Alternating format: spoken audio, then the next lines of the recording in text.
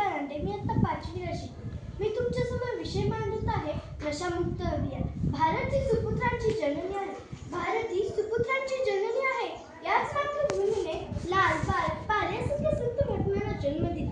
संत ज्ञानेश्वर, संत तुकाराम, संत एकनाथ, सौदामाळे अशा अनेक संत महात्म्यांचा जन्म येथे झाला. भारतामध्ये अनेक धर्मजाती आहेत. चाली, रूढी, परंपरा त्याच्यात धर्म आहे. समाजामध्ये आता अंधश्रद्धेचे प्रमाण मोठ्या प्रमाणात वाढत आहे. त्याचबरोबर आजची युवा पिढी ही व्यसनाच्या आहारी जात आहे. कोणाच्या हातात तंबाखू, कोणाच्या हातात गुटखा, कोणाच्या हातात सिगरेट तर कोणाच्या हातात बाटली. या संपूर्ण भारत भूमीला असंपन्न बनवण्याचे काम काही महाभाग करत आहेत. प्रचितीचे अनुकरण करून हे व्यसनाचे जाळे सर्वत्र पसरले आहे. ते उखडून टाकण्याचे काम आता तरुण वर्गावर येऊन पडले आहे. ज्याने हे काम करायचे तोच तरुण वर्ग या व्यसनाच्या जाळ्यात अडकला आहे. त्यामुळे प्रगती कुठली आहे?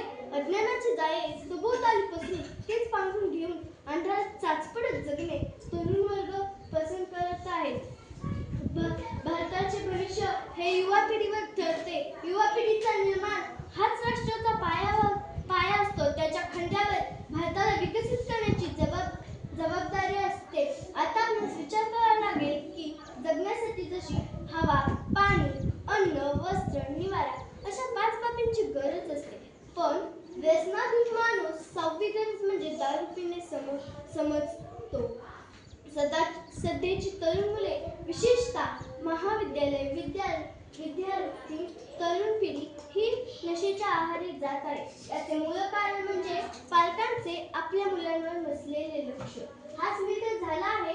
पाल्य आई वडिलांना दमदाटी करून पैसे उकित आहेत. हाच विरोध झालेला मुलगा संपूर्ण नशेच्या आहारी जातो. मग आपणास ऐकता येते की पुत्राने केला पित्याचा खून.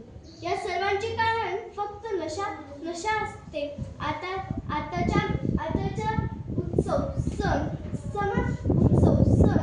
लग्न समारंभ, जयंती, पुण्यतिथी यांचे चित्र संपूर्णतः बदलत चालले आहे.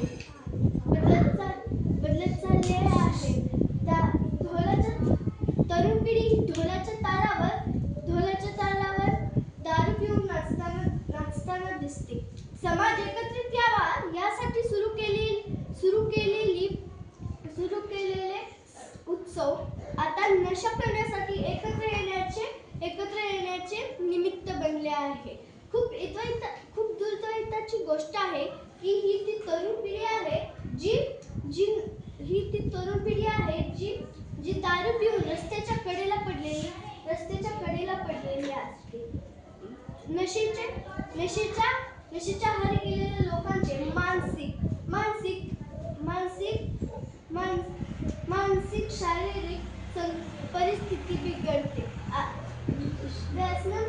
व्यसनामुळे अनेक कुटुंबे उद्ध्वस्त झाले आहेत. जाता एवढेच बोलते की जगणे कठीण असते, मरणे सोपे. जगणे कठीण पण मरणे सोपे. दोन्हीच्या वेदना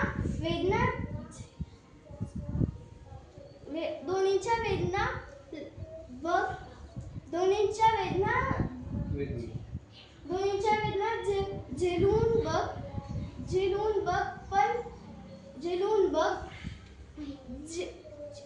जीनं मरणं एक कोडं आहे. ते जाता ते कोडं सोडून जा. एवढे बोलून मी माझ्या भावाची